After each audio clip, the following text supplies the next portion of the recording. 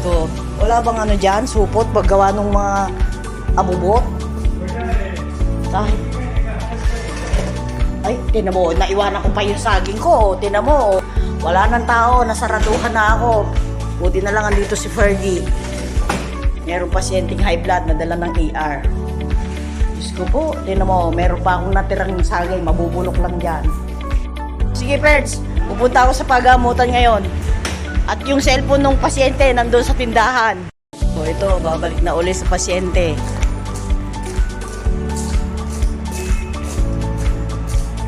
Kasi na-ER, sobrang taas ng BP. Kaya ako naiwanan, kawawa naman si Pia. Si Pia Rodolfo, na-assign magbantay sa isang pasyente. Uwian na. Nandito na ako sa likod ng hospital ng Carmona. Ito, baka ako'y mabagsakan ng mga ginagawa dito. At nakisuyo. Nagpapaload para puntahan siya ng kamag-anak. Nag-iisa. Ay, nako, wait lang po. Nautusan dito eh. Iniwanan na ako ni Merlinda. Papaload daw, kawawa naman ang cellphone, oh. Keypad. Tinatawagan ako ng anak ko. Ito, katunayan na mayroon kaming pasyente. Kasi alam nila, alas 4 uwian ko. Pinagsarhan na nga ako ng OPD namin. Ako na lang natira. Hinintay lang ako ng aming si Ferdy. Para maniwala sila na mayroon akong pasyente dito na nag-iisa, walang kasama. Nakakaawa naman, magpapalodo. Wala akong makitang palodan dito. Kasi 0920 smartphone niya, sabi ko na yung pakisuyo naman. Kasi nga walang kasama. Ayan po, patunay.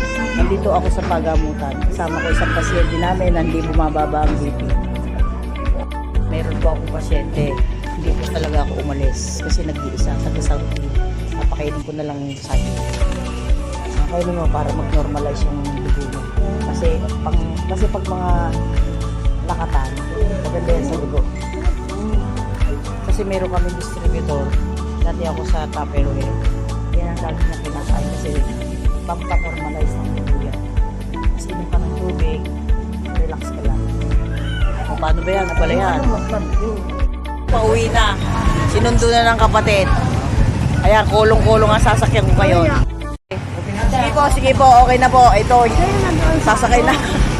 Ayan o, sinundo ng kapatid. Para malaman nyo. Kasi hinahanap ako ng mga anak ko. Mamasa ka na ba? Nandito pa ako sa ER. Hindi ko maiwanan ng pasyente.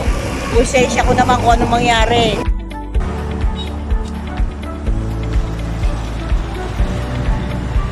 Kawawa naman si Pia Rodolfo. Nag-good Samaritan sa pasyente. Yung naiwang saging. Balikan ko pa doon sa lamesa. Kasi sinaraduhan na ako. Ayun, pinakain ko sa pasyente. Para umokay-okay palalo ang kanyang BP. Bago umalis sa ER.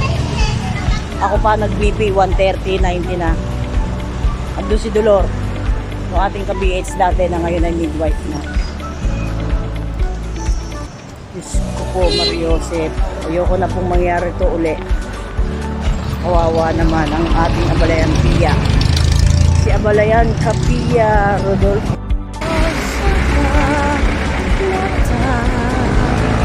Ang aking buhay.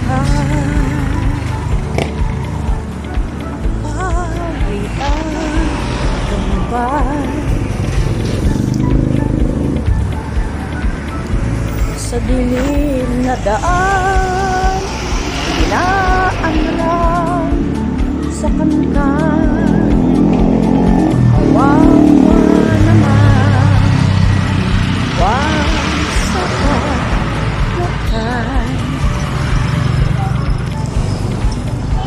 Kawawa naman si Abalayan.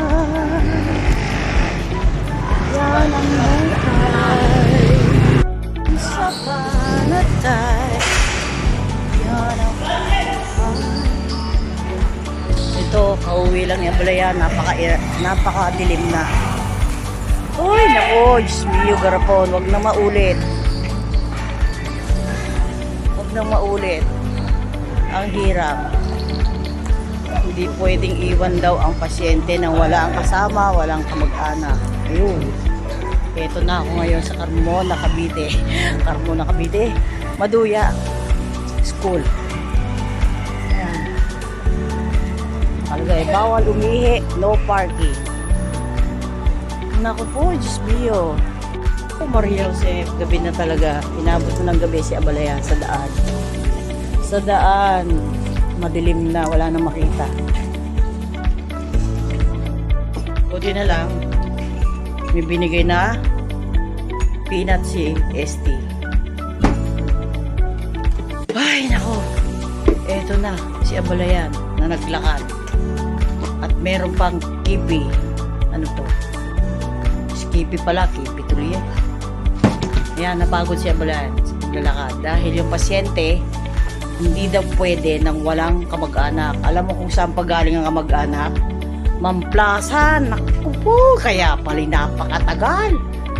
Ang sabi sa pulo. Oh, Diyos mio, garapon.